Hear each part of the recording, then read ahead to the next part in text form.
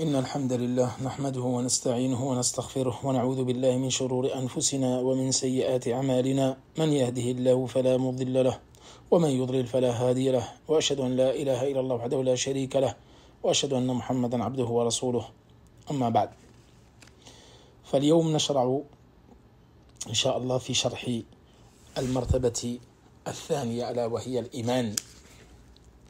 ذكرنا في الدرس الماضي الأركان الخمسة وهي الشهادتين ثم الصلاة ثم الزكاة ثم الصيام ثم الحج، وذكرنا ذلك مع الأدلة. فاليوم نبدأ في شرح مرتبة ثانية من مراتب الإسلام ألا وهي الإيمان. فقال المصنف رحمه الله تعالى: المرتبة الثانية الإيمان، وهو 79 شعبة، أعلاها قول لا إله إلا الله، وأدناها إماطة الأذى عن الطريق، والحياء شعبة من الإيمان، وأركانه 6. الأولى أن تؤمن بالله.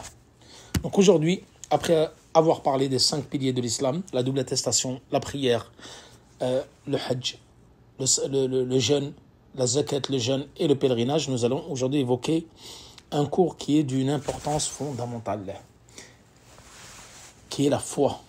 Donc nous allons parler du domaine de la foi. Donc ça, c'est le 2e degré après l'islam, et il y a la foi. Et le 3e degré, nous avons dit, c'est la bienfaisance. Donc là, Cheikh Mohammed Abdul Wahhab dit, le 2e degré est la foi, l'iman, qui présente un peu plus de 70 branches. C'est-à-dire un peu plus de 70. Et nous allons voir que bid'a, c'est, chez les Arabes, c'est entre 3 et 9. 70 branches. Shu'ba, c'est branches. Dont la plus élevée est le fait de dire il n'y a d'autres divinités. Il n'y a pas d'autre divinité en droit d'être adorée, ce n'est Allah. Et la plus basse de ces branches est le fait d'ôter de la route un objet gênant. Et la pudeur est une des branches de la foi. Al-Iman lughatan, تعريف الإيمان الآن.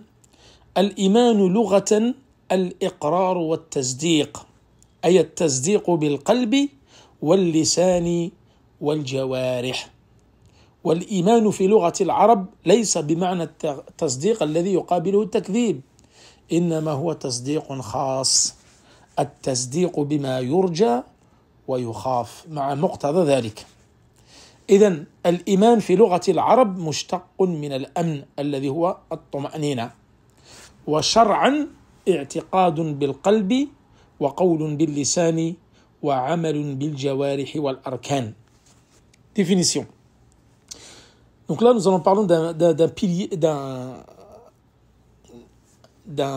degré qui est très important. Donc c'est le degré de la foi, qui est le 2e degré après l'islam. Nous allons voir qu'il est composé de 6 piliers et de un peu plus de 70 branches. Et nous parlerons de la distinction qu'il y a entre les branches et les piliers. Donc linguistiquement, l'iman, c'est le fait de croire en la véracité d'une chose, at-tasdiq, le fait de croire en la véracité d'une chose. Et d'un point de vue religieux, il est composé de la croyance du cœur, la prononciation de la langue et la mise en pratique par les membres. Et elle comprend un peu plus de 70 branches. Ici, la véracité, donc dans la langue, dans la langue des Arabes, ça ne veut pas dire la véracité qui est en opposition au mensonge, comme nous l'avons vu dans les 7 conditions de l'attestation de la profession de foi. Les conditions de la ilaha illallah. Ce n'est pas le même ma'na, c'est un tasdiq khas, c'est une véracité spécifique.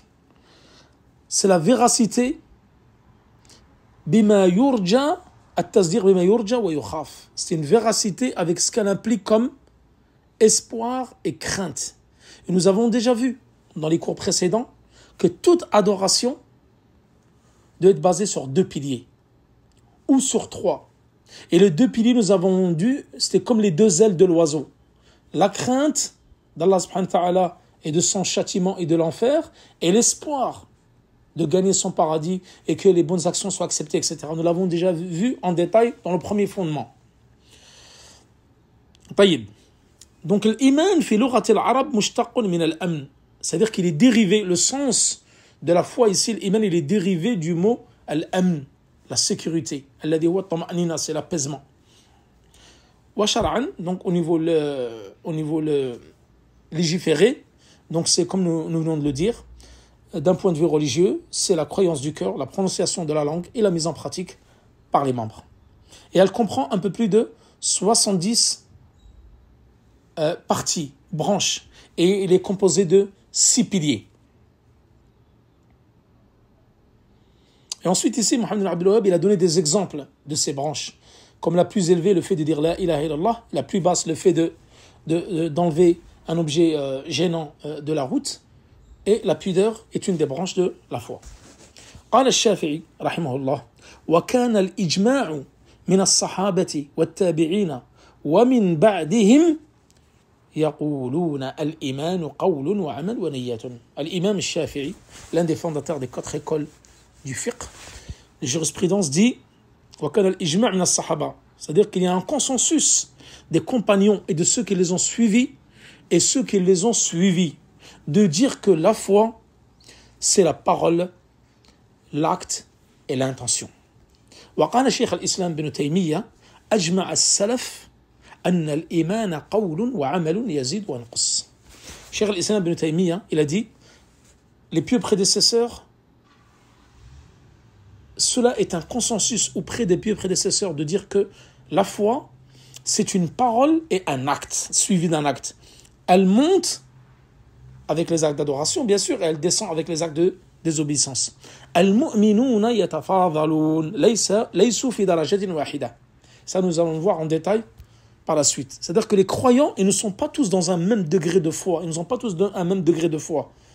Donc, ils se distinguent les uns parmi les autres en fonction de leur degré de foi. Qawlul qalbi yattabi'uhu 'amalul qalbi kahubbillah wa hubbir rasul wa khashyatillah ila ghayri dhalik wa yattabi'u 'amalul qalbi 'amal al-jawarih.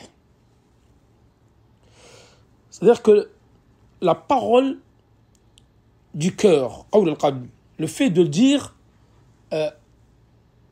le fait de dire que nous croyons en Allah, le fait d'avoir la foi, il s'ensuit le fait de le mettre en pratique par le cœur. Il y a la parole et il y a la parole du cœur et la mise en pratique du cœur. Ensuite, il s'ensuit la mise en pratique des autres membres du corps. يقول شيخ الإسلام ابن تيمية الإيمان إذا كان قولا بلا عمل فهو كفر وإذا كان قولا وعملا بلا نية فهو نفاق وإذا كان قولا وعملا ونية بلا سنة فهو بدعة وإذا كان قولا وعملا ونية وعلى السنة فهو الإيمان المشروع. Parole très intéressante de Cheikh al-Islam ibn Taymiyyah, où il dit que la foi, si elle est prononcée, mais qu'elle n'est pas suivie d'actes, c'est de la mécréance. Si elle est prononcée, suivie d'actes et sans intention, c'est de l'hypocrisie. Si c'est une parole, la foi, c'est une parole suivie d'un acte, suivie d'une intention, mais non légiférée, c'est-à-dire elle n'est pas sur la sunna du prophète sallallahu alayhi wa sallam, c'est quoi? C'est une innovation. Et si la foi est une parole suivie d'un acte, d'une intention, et qu'elle est sur la sunna du prophète, c'est ça la foi qui est légiférée. Donc, parole très intéressante de Cheikh al-Islam ibn Taymiyyah. إذن الأصلان العظيمان اللذان يتميز بهما أصل أهل السنة والجماعة عن غيرهم في هذا الباب أن الأعمال من الإيمان وأن الإيمان قول واعتقاد وعمل يزيد وينقص. Donc deux bases fondamentales qui concernent ici le fait de se différencier des autres groupes déviés, nous allons en voir certains, du credo des gens du groupe et du consensus. c'est-à-dire des gens de la sunna et du groupe. Ahl Sunna wal Jama'a. Eux, ils se différencient comment par rapport aux autres groupes déviés, par rapport aux autres sectes? Ils se différencient par le fait de dire que les actes font partie intégrante de la foi. Et que la foi, c'est la parole dictée par la langue. Et c'est le fait de le croire avec le cœur. Et le fait de le mettre en pratique avec les membres. Elle monte, la foi, elle monte avec les actes d'adoration et elle descend avec les actes de désobéissance. إذن الإيمان له كمال وله نقصان. فالإيمان الكامل هو الإيمان المطلق ومطلق الإيمان هو الإيمان الناقص. Donc là, à partir de ça, le fait de dire que la foi elle monte, elle descend, nous pouvons déduire que la foi, l'iman lahu kamal, il a un état parfait, complet. Et il a un état qui est amoindri, diminué. Donc l'iman al-kamil, la foi qui est complète, on l'appelle l'iman al-mutlaq. Donc la foi complète, on l'appelle l'iman, la foi complète, absolue. Wa mutlaq al-iman, c'est l'iman al-naqs, c'est l'iman qui est amoindri, diminué par les actes de désobéissance. فالإنسان بالمعاصي يخرج من الإيمان المطلق إلى مطلق الإيمان. Le fait l'homme, le fait qu'il puisse faire des actes de désobéissance, il va descendre d'une étape qui est de la foi complète et parfaite à celle de la foi diminuée et amoindrie. طيب هذا ذكرناه فيما قبل ولكن نعيده لا بأس بهذا. C'est-à-dire que nous l'avons déjà évoqué précédemment concernant le fait de différencier l'islam et la foi lorsqu'ils sont cités ensemble. Nous l'avons déjà vu auparavant lorsqu'on parle de l'islam, mais on va le répéter pour rappel. الإيمان والإسلام إذا ذكر أحدهما مفردا شمل الأعمال الباطنة والأعمال الظاهرة. أما إذا قرن معا في موطن واحد فالإسلام يراد به الأعمال الظاهرة والإيمان يراد به الأعمال الباطنة كما في حديث جبريل que nous allons bien sûr expliquer à la fin de ce deuxième fondement. Donc nous l'avons déjà cité précédemment, nous le répétons ici à titre de rappel, l'islam et la foi, lorsqu'ils sont évoqués séparément, la foi englobe les actes apparents et cachés. Et l'islam englobe les actes apparents et cachés. En fin de compte, ils ont le même sens. S'ils sont cités différemment, ou chacun de son côté, ils ont le même sens. L'un englobe l'autre. La foi, c'est l'islam, et l'islam, c'est la foi. Parce que chacun englobe les actes apparents et cachés, que ce soit l'islam ou la foi. ولكن إذا قرن كما في حديث جبريل, c'est-à-dire s'ils sont cités ensemble dans la même phrase ou dans le même hadith, comme le hadith très connu de Jibril alayhi salam que nous allons expliquer par la suite, alors là l'islam correspond aux actes apparents et nous l'avons déjà cité, tels que la salat, la zakat, le jeûne, le pèlerinage, la double attestation, etc. Et la foi, elle correspond aux actes qui sont cachés, tels que l'amour d'Allah, la crainte d'Allah, tels que l'espoir, tels que la confiance en Allah, etc. Et nous avons déjà tout détaillé dans le premier fondement. Et le fait de faire cette différence entre l'iman et l'islam, c'est important parce que il y a un hadith du prophète qui vient corroborer cela. قالت الأعراب آمنا. لقوله عفوا, c'est pas dans le hadith du prophète, c'est dans un verset du Coran. لقوله قالت الأعراب آمنا. قل لم تؤمنوا ولكن قولوا أسلمنا. Lorsque les Arabes sont venus et ils ont dit au prophète sallam, nous avons cru. Allah subhanahu wa ta'ala il dit non, vous n'avez pas cru, mais vous êtes rentrés dans l'islam, vous êtes soumis à l'islam. Donc là, on voit bien qu'il y a une différence entre l'islam et la foi. Et nous l'avons déjà cité en préambule que la foi, c'est un degré au-dessus de l'islam. Qu'il y a 3 degrés. Il y a l'islam, ensuite la foi, ensuite la perfection ou la bienfaisance. قال هنا وهو بضع وسبعون شعبة فعلاها قوله لا إله إلا الله. Donc il est un peu plus de 70 branches, dont la plus haute est de dire la ilaha illallah, il n'y a point de divinité digne d'être adorée en dehors d'Allah. Et la plus basse, c'est le fait de ôter un objet gênant de la route, et la pudeur fait partie de la foi. Al-iman bid'un wa sab'una shu'ba, هذا في حديث عند مسلم. Donc dans le recueil de Muslim, il est dit, le prophète dit, Al-Iman bid'un wa sab'una shu'ba. La foi, c'est un peu plus de 70 branches. Wa 'inda al-Bukhari, Sahih al-Bukhari, bid'un wa sittuna shu'ba. Donc, il y a un autre hadith qui est rapporté aussi par l'imam al-Bukhari dans son recueil où il dit que la foi, c'est un peu plus de 60 branches. وقال أهل العلم الأصح في رواية الأصح في هذا هي رواية البخاري. C'est-à-dire que la version authentique la plus juste, les deux bien sûr sont authentiques, mais celle de Bukhari est plus authentique. Donc c'est celui qui est tenu en compte ici, c'est que la foi est un peu plus de 60 branches. Pourquoi? Parce que dans le hadith de Muslim, Ar-Rawi, le narrateur, il a un chèque ici, il a un doute, il a dit c'est touna ou sab'ouna. Il dit il a un doute dans la transmission du hadith. Alors que dans le Bukhari, il n'y a pas de doute. Il dit que c'est un peu plus de 60 parties ou branches. Ash-Shu'ba, c'est quoi? La branche, c'est quoi? C'est une partie de la chose. C'est la partie de la chose. أي القطعة. هذا دليل أن الإيمان أجزاء. Ça, c'est la preuve. Dans le hadith de Bukhari de Muslim, le fait de dire qu'il y a un peu plus de 70 parties, c'est une preuve que la foi est composée de parties. Et nous allons voir وأن هذا رد على المرجئة الذين يقولون الإيمان واحد لا يتجزأ. أراد أن يبين المصنف هنا أصلا من أصول أهل السنة والجماعة وهو أن الأعمال من الإيمان. Donc, chose très importante. Le fait de dire que la foi est composée de parties, c'est une chose importante. Et c'est aussi une réplique à une secte égarée qui s'appelle Al-Murji'a. Et eux, ils sortent les actes de la foi. Et ils disent que la foi est une seule chose, indivisible. Et ça, nous l'avons déjà prouvé. Et nous le prouverons dans le Coran et dans la Sunna que ce n'est pas vrai. La preuve dans Hadith Jibril, dans Hadith Muslim ou Hadith al-Bukhari.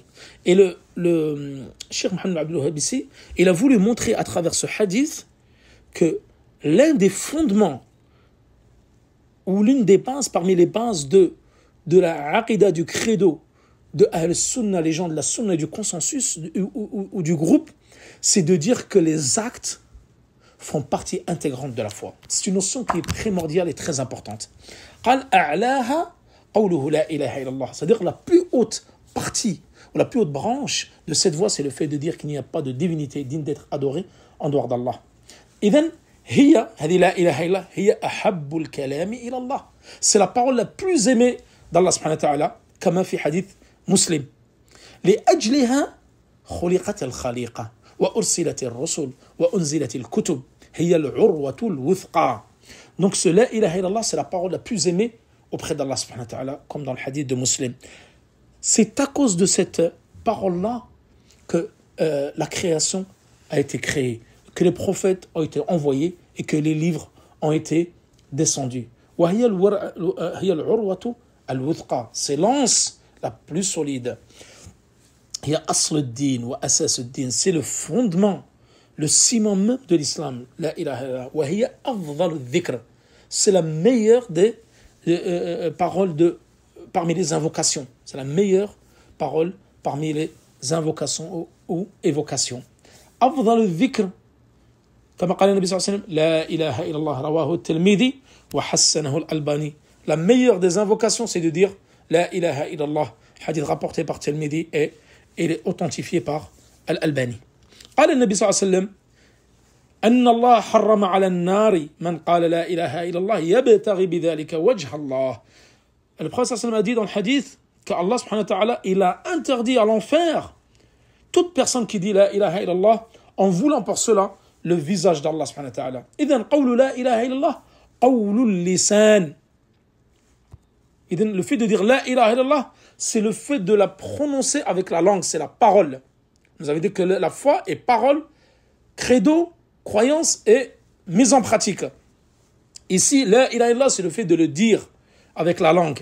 Imatatul adha anit tariq, amalul jawarih. Le fait de dégager la route d'un objet encombrant, c'est quoi? Ça, c'est un acte qui est pratiqué par les membres du corps, par les mains.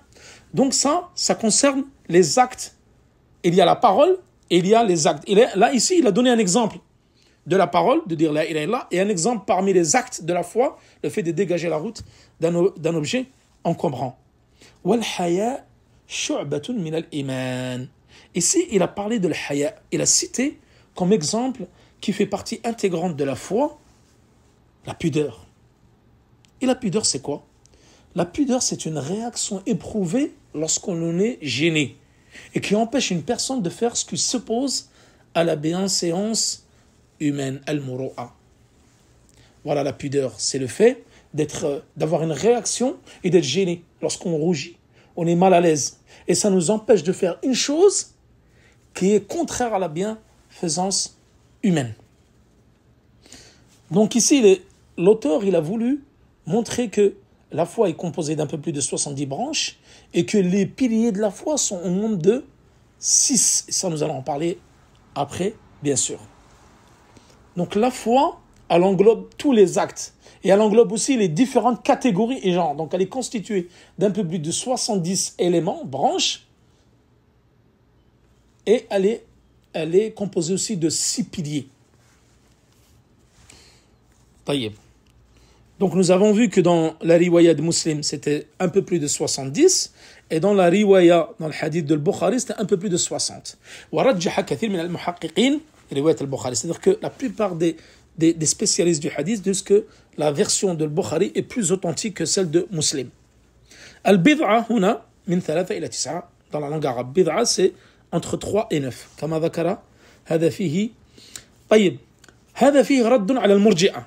Donc nous avons dit que ça, le fait de dire qu'il y a 70 branches ou 60 branches et un peu plus, c'est une réplique à la secte égarée qui sont les murji'a, qui sortent les actes de la foi et qui disent que la foi est une seule chose et indivisible. Ce qui est faux. ويقولون المرجئة يقولون أن الإيمان واحد إذا ثبت بعضه ثبت كله والناس جميعهم في الإيمان سواء.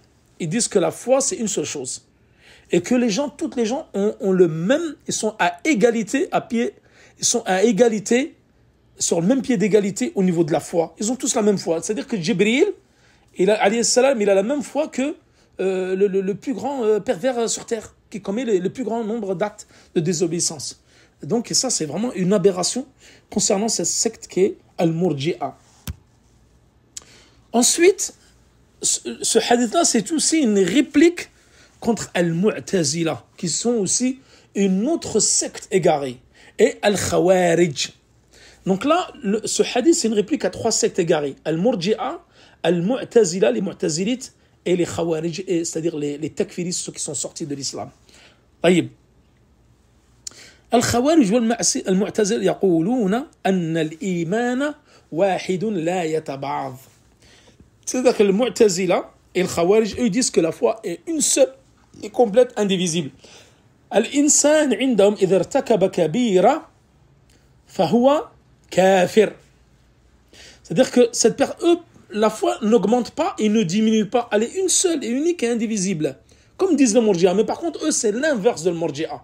Murji'a ne font pas rentrer les actes dans la foi. Alors que le Mu'tazila ou le Khawarij, ils ont la même définition de la foi que Ahl-Sunnah Jama'a, les gens de la Sunna et du consensus. De dire que la foi, c'est une parole. Un acte, c'est la parole, la croyance par le cœur, la parole par la langue, et le fait de la mettre en pratique par les membres du corps. Eux, ils sont unanimes là-dessus, avec les gens. Mais c'est la seule chose qui les unit ou qui les identifie à Ahl-Sunnah dans la définition de la foi. Mais par contre, eux, ils disent qu'elle est une seule et indivisible. Et si tu commets un acte de désobéissance chez le Khawarij al-Mu'tazila, tu es un mécréant. وعند المعتزلة أنت بين مرتبتين. C'est-à-dire que tu n'es ni musulman, ni mécréant. Tu es entre les deux. Alors que le Khawarij, ils disent que toi, tu es un mécréant dans cette vie-là et dans l'au-delà, tu es en enfer pour l'éternité. Alors que Ahl-Sunnah wal Jama'a, les gens de la Sunna et du consensus, eux, ils disent que la foi, elle augmente et elle diminue. Et nous ne disons pas que celui qui commet un grand péché est en enfer. Loin de là. طيب. إذن الشعبة هذه الشعب ces branches-là إذا زال بعضها لا يزول الإيمان بل ينقص. Le fait qu'il y a 70 degrés de foi, s'il y en a une qui baisse, nous ne disons pas que la foi, elle baisse totalement et la personne est mécréante. Non, on dit simplement que la foi, elle baisse. La foi, elle augmente par les actes d'adoration et elle baisse par les actes de désobéissance. Et donc, la différence entre les branches et les piliers, c'est quoi? Nous allons l'expliquer. Les branches, si ça baisse, par exemple, il y a 70 branches. Si il y a l'iman, la foi, elle baisse. Donc ça va baisser de quelques branches. Donc la foi, elle va baisser. Mais par contre, la différence avec les piliers, أما الأركان إذا زال بعضها يزول الإيمان كله. La différence entre les branches et les piliers. Les branches sont au nombre de un peu plus de 70. Si ça augmente, la foi, elle augmente. Si ça diminue, la foi, elle diminue. Par contre, les piliers, s'il y a un seul pilier qui s'en va, qui n'est pas mis en pratique, toute la foi est un néant. Car les 6 piliers, c'est comme les 5 piliers de l'islam. S'il y a un seul pilier, donc par exemple, si la personne ne croit pas en un pilier de l'islam, elle sort de l'islam. La foi, c'est exactement pareil. S'il y a un pilier de la foi, nous allons voir qu'il y en a 6, le fait de croire en Allah, en ses anges, en ses livres, en ses messagers, Qadar, le libre arbitre et la prédestination, et le jugement dernier. Si la personne dit « je crois en Allah, mais je ne crois pas aux anges », lui, c'est un mécréant. Le fait de enlever un seul pilier des 6 piliers de l'islam, ça fait de vous quelqu'un qui est sorti de l'islam, et donc vous n'avez plus de foi.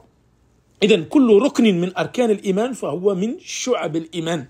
Chaque pilier des 6 piliers de l'islam, il fait partie des branches de la foi. وَلَيْسَتْ كُلُّ شُعْبَةٍ رُكْنًا. Et les branches, une branche parmi les 70 branches, ne sont pas un pilier, mais tout pilier est une branche. Donc regardez bien la nuance.